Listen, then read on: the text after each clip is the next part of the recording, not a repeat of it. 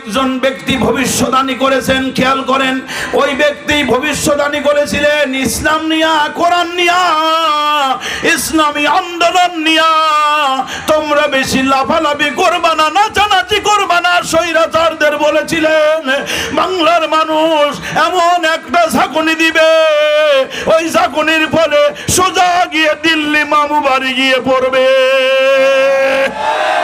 আমার বন্ধুগণ বলেছিলেন নাচানাচি করবা না, বেশি নাচানাচি করলে পালানোর জন্য ইঁদুরের গর্ত পর্যন্ত খুঁজে পাবে না। কথা বলেন, এই ভবিষ্যদ্বাণী ঠিক হয়েছে নাকি হয় নাই? দিল্লি ছাড়া কি আর কোনো জায়গায় জায়গা আছে নাকি? ইউরোপও জায়গা দেয় না, আমেরিকাও দেয় না, লন্ডনও দেয় না, আমার বন্ধুগণ মিডিল ইস্টও দেয় না। ঘুরে ঘুরে মামুর বাড়ি। কথা কন ঠিক কিনা? যদি তাই ভবিষ্যদ্বাণী এরকম ভাবে 100% মিলে যায়, আমার বিশ্বাস নন্দিত মুফাসসির কোরআন আল্লামা সাঈদী রাহিমাহুল্লাহ তিনি যে ভবিষ্যদ্বাণী করেছেন বাংলার জমিনে কোরআনের রাজ কায়েম হয়ে যাবে সর্বপ্রথম, আমার বিশ্বাস হয় অবশ্যই গোটা দুনিয়ার মধ্যে যেই দেশে কালিমার পতাকা পার্লামেন্টে উড়বে, একটু চিল্লা সবাই বলেন তো সেই দেশের নাম কি? আর যারা বলেন ওই দেশের নাম কি? ওই দেশ হলো আমার দেশ, শাহজালাল, শাহ মখদুম, শাহ পরান, খান জাহানের বাংলাদেশ। ঠিক কিনা বলেন? সুতরাং আল্লাহ রাব্বুল আলামিন বলে দিলেন শয়তান রে বেশি দৌড়াদৌড়ি করবি না, লাফালাফি করবি না, তোর জায়গা আমি নির্ধারণ করে রেখেছি। শয়তান বলল আমি 1 নাম্বার নিয়েছি পেট, আমি একদম শুধুমাত্র পড়ে শোনাচ্ছি, আর আওয়াজের কলে বাড়াবো না। 2 নাম্বার বললেন তোর প্রবৃত্তি, তোর খায়েশ। শয়তান মানুষ যখন সৃষ্টি করে তখনই বুঝছে যে এই মানুষের মধ্যে একটা প্রবৃত্তি আছে, একটা খায়েশ আছে। কি আছে? প্রবৃত্তি তথা খায়েশ। খায়েশটা হলো ওই যে একটা আমার 1 বিঘা আছে 2 বিঘা চাই, 3 বিঘা আছে 4 বিঘা চাই, নাকি হুজুর? 5 বিঘা আছে, যেটাকে বলতেছিলাম 5 লাখ আছে 10 লাখ চাই, 10 লাখ আছে কি চাই? সুন্দরী বউ আছে, সাথে কি চাই? ওগুলো আপনারাই করতেন। একজন বলতেছে ও মনে কেবল বিয়ে শাদী করছে হুজুর, আর কি হুজুর বউ চায় সাথে আবার ফিরিস আলী চায়। জোরে কন্যা মজুবিল্লাহ। এরকম শয়তান ইবলিস সমাজে আছে না নাই? কথা বলেন না কেন, আছে না নাই? তার মানে নজর এখনো কি হয় না, সোজা হয় না। অথচ বিশ্ব নবী বললেন তোমার যে বউ, ওই বউটা নিয়ে সংসার করো, ওরে ভালোবাসো, ওরে আদর করো, ওদের যত্ন করো, আর আল্লাহর কাছে বলো আমার এই বউ নিয়েই জান্নাতে যাব। চিন্তা করতেছেন হুজুর সারা জীবন জ্বালায় গেছে যে আবার ওরে নিয়ে জান্নাতে যাব। ও যে তেরার তেরা, এই তেরাটা নিয়ে আবার জান্নাতে যাওয়া লাগবে। আবার মায়েরা মনে করছেন বাবা এ কথা বলেন না হুজুর, কারণ আমি জন্য হের সংসার করে গেলাম। দুঃখ আছে না নাই? আরে ভাই এক সময় মনে করতাম যে দাদাকে শুধু মনে হয় দাদি বলে যে আমি জন্য তোমার সংসার করে গেলাম, এরপরে দাদাও নাই দাদিও নাই, চ্যাপ্টার হলো বাপ চাচাদের। এখন দেখি মাও চাচিরা বলে আমি জন্য তোর বাপ চাচার সংসার করে গেলাম। ঠিক কিনা? আমরা এখন মনে করছি যেটা মনে হয় বাপ চাচা পর্যন্তই সীমাবদ্ধ, আমরা তো একটু মৌলানা মুন্সি মানুষ, একটু মনে হয় বেঁচে কুচে চলবে। এখন নিজের বউ বলে ওয়াজ করেও খাও গা, আমি জন্য সংসার করে গেলাম। প্রত্যেকের ক্ষেত্রে ঘটনা আছে না নাই? হ্যাঁ, তুমি কেমন পীর সবাই না চিনলেও কে চেনে? বউ চেনে। তোমার ফজরের নামাজ কখন হয় কেউ দেখে না, কে দেখে? কথা বলেন না কেন? অপবিত্র হওয়ার পরে তুমি, আল্লাহ তো দেখেই, নিজের বউ হলো বড় সাক্ষী। তারপরে তুমি অপবিত্র হয়ে গেছো, হওয়ার পরে তুমি গোসল করে পবিত্র হও কি হও না, এটা আমার অন্য ভাই ব্রাদার, বাপ চাচা, খালা খালু, অন্যরা কেউ দেখে না, কিন্তু বউ ঠিকই জানে। এই জন্য বউ হলো সবচেয়ে বড় পীর। হ্যাঁ, ওই পীরকে একটু ভালো করে সম্মান করতে হবে, এটা শ্রদ্ধা করতে হবে। তাকে নিয়ে 2 জন যদি সুন্দরভাবে একেভাবে জান্নাতি পরিবেশ তৈরি করা যায়, বিশ্ব নবী বললেন, আল্লাহ কোরআনে জানিয়ে দিয়েছেন ওই বউ এবং স্বামী 2 জনকে আমি একসাথে পরিবার নিয়ে জান্নাতে ঢুকাইয়া দেব। এই জান্নাতে যখন ঢুকাইয়া দেব, তোমার বউ একটু কালো জন্য তোমার মন খারাপ হয়েছিল না, তুমি মন খারাপ করো না, এই বউটাকে আমি 72 জন হুরের সর্দারিনী বানাইয়া দেব।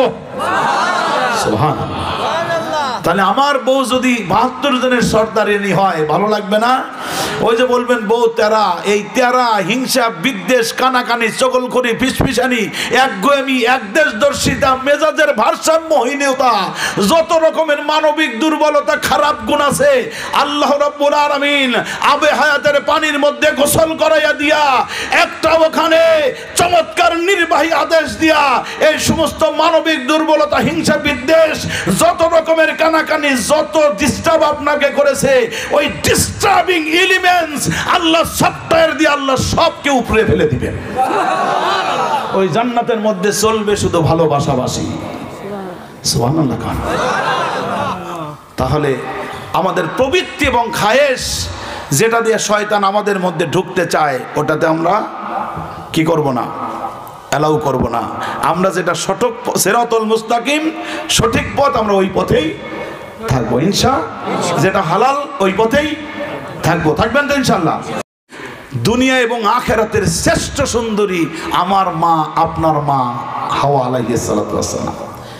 এত সুন্দর করে তাকে বানাইছে, কারণ তো হলো যে তাকে বানাইছে তো জান্নাতের মধ্যে। সুবহানাল্লাহ নাই একটা? তাহলে কেমন করে বানাইছে জান্নাতের মধ্যে কোন? সেই রকম একদম সুরুষী রূপসী তরুণী তন্নি তম্বি, কি চমৎকার, কি করে বর্ণনা দিব, এত সুন্দর করে বানাইছি সার্জন, সেটা বলার টাইম নাই। এই সুন্দর করে বানানোর পর সাইয়েদনা আদমের যোগ প্রবণতা, আই লাভ ইউ ধরতে চায়, আল্লাহ বলে থাম একটু কাজ বাকি আছে। সুবহানাল্লাহ নাই নাকি? আল্লাহ নির্ধারিত কাজ করলেন, জানেন আপনারা, আজকে সে কথা বললাম না।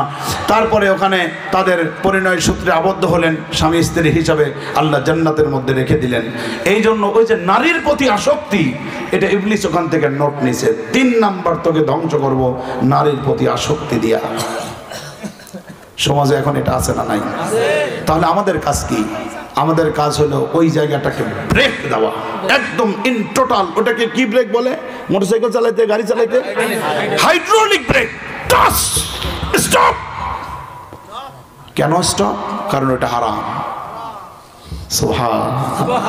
এই বুঝটা যদি মানুষের মধ্যে এসে যায়, এই মানুষকে শয়তান ওয়াসওয়াসা দিয়ে কিচ্ছু করতে পারবে না। আর 4 নাম্বার হলো একটা চিরস্থায়িত্বের ক্ষমতার লোভ এই মানুষের মধ্যে আছে। শয়তান ওটা বিশ্লেষণ করে দেখছে, চিরস্থায়িত্বের একটা ক্ষমতার লোভ। কারণ আদম আলাইহিস সালামকে যখন জান্নাতে দিলেন, ওই যে কোরআনের আয়াতটা পড়ছিলাম, উনি চাইছিলেন চিরস্থায়ী ভাবে থাকবো, কিন্তু আল্লাহ তাআলা বললেন না, এখানে চিরস্থায়ী তোমাকে থাকা যাবে না। শয়তান ওয়াসওয়াসা দিলে অনেক ঘটনা আপনারা জানেন।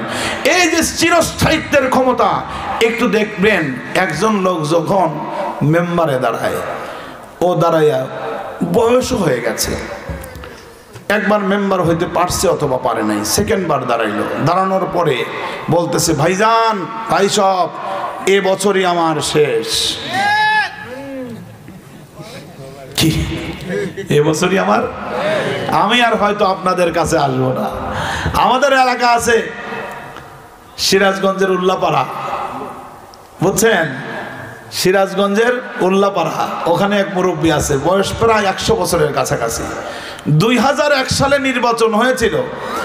ওই 2001 সালের নির্বাচনের সময় উনি বলছিলেন, গায়ও বুড়া বিয়ানো শেষ। এই কথা কি পাবনায় আছে না নাই? ওই সেক্রেটারি সাহেব কি আশপাশে আছে? বুঝছেন? গায়ও বুড়া 2001 থেকে এখন কয় সাল, কয় যুগ গেল, কয় যুগ গেল? হ্যাঁ, ওই 2 যুগ পরে এসেও আবার একই ডায়লগ দিতেছে, গায়ও বুড়া বিয়ানেও শেষ। ক্ষমতাটা কি জিনিস! এই জন্য মেম্বারে দাঁড়াইছে, চেয়ারম্যানে দাঁড়াইছে, এইবারই শেষবার। তারপরে মানুষের হাতে ধরে পায়ে ধরে অমুক ভাইয়ের চরিত্র ফুলের মতো পবিত্র, হ্যান ত্যান নানান কিছু বলে বলে এরপরে কোনো রকমের টাকা পয়সা দিয়ে বিড়ি সিগারেট দিয়া। আর আমরা তো এমন চগলখোরের চগলখোর, আমার এরকম একটা রায়, আমার রায় দ্বারা ইউনিয়ন পরিষদের নেতা নির্বাচন হবে, যেখানে একটা মসজিদের ইমাম নেতা নির্বাচন করার সময় সভাপতি বসে, সেক্রেটারি বসে। কিছুদিন তো এমন ছিল যে সভাপতি বসে ইমাম সাহেবের ভাইবা নিতেছে, ওই সভাপতির এরকম হাঁটুর এখানে প্যান্ট ছেঁড়া। মিথ্যা কথা বললাম নাকি? প্যান্সেরা, ওনারা জিজ্ঞাসা করা হলো প্যান্সেরা কেন, কয় না ওটা স্টাইল। প্যান্সেরা স্টাইলের লোক নামাজ কালাম তো নাই, পিছলায় পড়ে যায়, পূব দিকে পড়ে, পশ্চিমে পড়ে না। হঠাৎ যদি নামাজ হয়ে যায়, ও মসজিদের সভাপতি। অবশ্য আপনাদের এলাকায় এরকম হয়ে নাই, আপনাদের এলাকা সব আল্লাহর ওলি হয়ে গেছে আর কি। হ্যাঁ, ছিল নাকি ছিল না?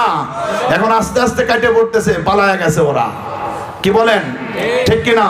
এই জন্য মসজিদে উপযুক্ত কমিটি করতে হবে। একজন নামাজি, একজন মুত্তাকি, কোরআনে আল্লাহ তার বৈশিষ্ট্য 4টা বলে দিয়েছেন। আমার ভাইরা, ওইভাবে আমরা কমিটি করব। তো এইভাবে একজন নেতা নির্বাচন, মসজিদের ইমাম নির্বাচন হবে।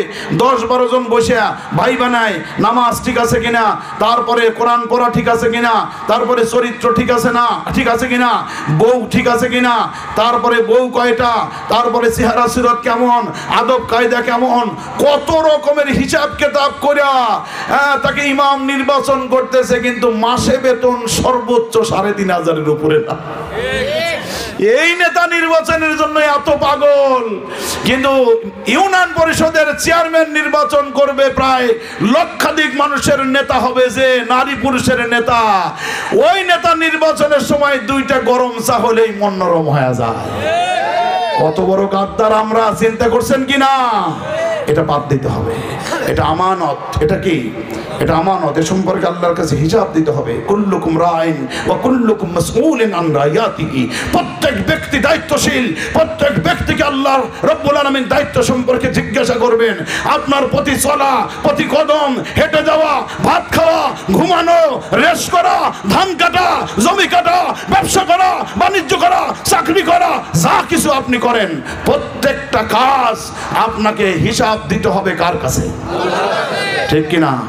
তাহলে অন্ধকার ভূতের মধ্যে গিয়ে কাকে আপনার রায়টা দিয়ে নেতা নির্বাচন করলেন, ওই ভূতের মধ্যে মনে হয় আল্লাহর চোখ যায় নাই। ওটা মনে হয় আল্লাহ কোনো অন্ধ ছিল মনে হয়, ওটার জন্য মনে হয় হিসাব দেওয়া লাগবে না। আপনি ভোট দিয়ে যাতে চান্দা বাজলে নেতা বানালেন, টেন্ডার বাজলে নেতা বানালেন, আপনি ভোট দিয়া আপনি দুনিয়ার ঋণ খেলাপিরে, ব্যাংক ডাকাতি, লুটতরাজকে নেতা বানালেন, আল্লাহর কাছে আপনাকে কৈফিয়ত দিতে হবে নাকি হবে না?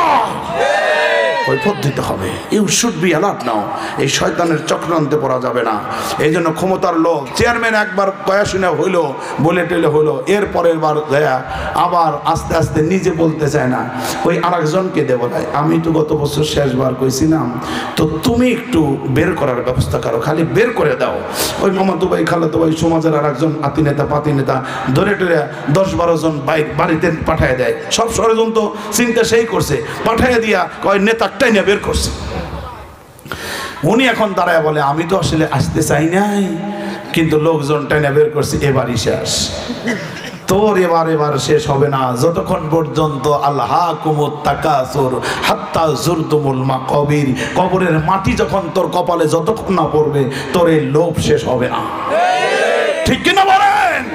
ইবলিস জানে যে চিরস্থায়িত্বে ক্ষমতার একটা লোভ এই মানুষের মধ্যে আছে, ওখানে গিয়া ও আঙ্গুল চালায়। তাহলে 4টা জায়গায় আঙ্গুল চালায়, কয়টা? আমরা সতর্ক থাকবো ইনশাআল্লাহ। বলেন সবাই, বলেন ইনশাআল্লাহ। আগামী দিনে আমাদের ইউনিয়ন পরিষদ থেকে শুরু করে মেম্বার, চেয়ারম্যান, তারপরে উপজেলা চেয়ারম্যান, এমপি, তারপরে হলো গোটা বাংলাদেশের আমাদের সমস্ত ইলেকশন, নির্বাচন যা কিছু আছে, আমরা সব কিছুকে, শয়তানের পদাঙ্ককে আমরা দলিত মথিত করে ডাস্টবিনে নিক্ষেপ করে শয়তানি ষড়যন্ত্রকে লাথি মেরে দূরে সরাইয়া দিয়া গোটা বাংলাদেশে আজকে রব উঠেছে একটাই। আমি আল্লাহর কোরআন সামনে নিয়ে বলছি, আমি গোটা দেশ টেকনাফ থেকে তেতুলিয়া, রূপসা থেকে পাথরিয়া, সমস্ত জেলায় জেলায় কোরআনের মাহফিল করবার জন্য যাচ্ছি, ঘুরে বেড়াচ্ছি। আজকে সর্বস্তরের শহরের, নগরে, বন্দরে, জেলায় জেলায়, প্রত্যেকটি বাংলাদেশের অঞ্চলে, প্রত্যন্ত অঞ্চলে রব উঠেছে। সব দল মত দেখা শেষ। আগামী দিনের বাংলাদেশ আল কোরআনের বাংলাদেশ।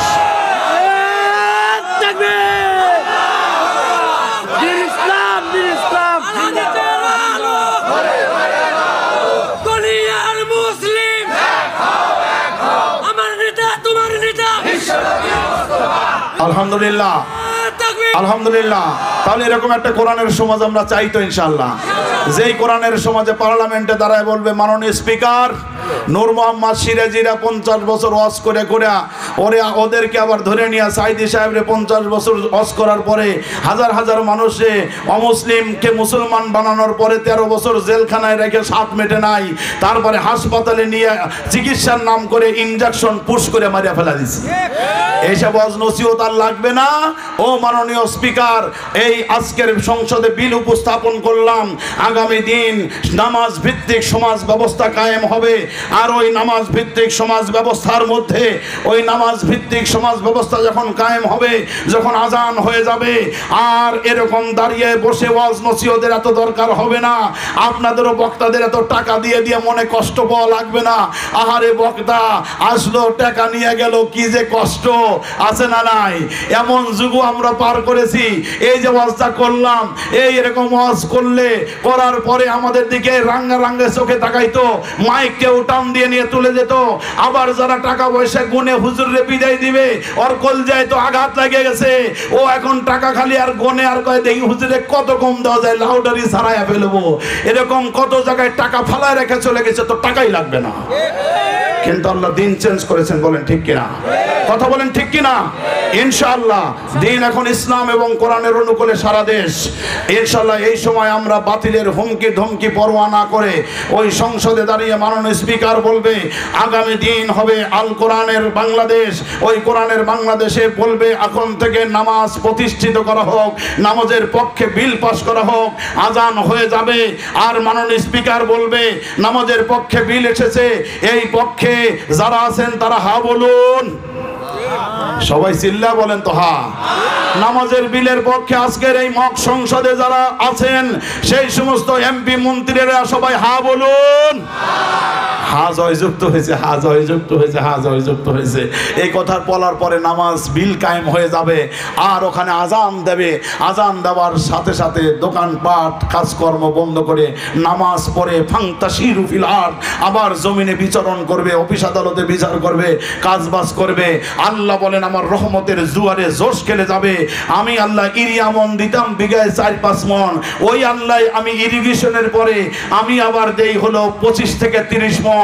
আর নামাজ ভিত্তিক সমাজ কায়েম হয়ে তুমি যখন জমিনে বিচরণ করবে, আমি আল্লাহ কি 1 বিঘায় ওই 30 মন বাড়াই আর 60 মন দিতে পারি না?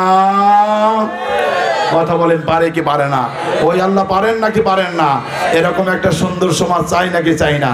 হ্যাঁ, 36,000 টাকা চুরি করে নিয়া আমাদের এক দরবেশ বাবা, আমি শুধু বাবা বলতে চাই না, ঘৃণা লাগে তাকে, 36,000 এক ব্যাংক থেকে চুরি করিয়া দাড়িগুলো কামাইয়া নৌকায় পার হওয়া নিছিল। ঠিক কিনা বলেন? যদি নামাজ ভিত্তিক কোরআনের সমাজ কায়েম হয়, এরকম কি আর কোন দরবেশের জন্ম হবে? কথা বলেন হবে? নিঃসন্দেহে না। এই জন্য আসুন সেরকম একটা কোরআনের সমাজ আমরা পাই, যে সমাজ হবে ইনশাআল্লাহ কোরআনের ইসলামের। আল্লাহ রাব্বুল আলামিন যেন কবুল করেন, সবাই পড়েন আমিন। আমার বন্ধুগণ, কোরআনে কারিমের এই মাজলিস আপনারা এখানে দান করবেন, অবশ্যই আল্লাহ দান কবুল করবেন, আপনার নেক মাকসাদ পূরণ করবেন। আপনার আম্মা আব্বা দাদা দাদি নানা নানি যারা কবর আছে তাদের নিয়ত করে করে, তাদের গুনাহ মাফের জন্য নিয়ত করে করে, মেহেরবানি করে করে আপনারা দান করুন।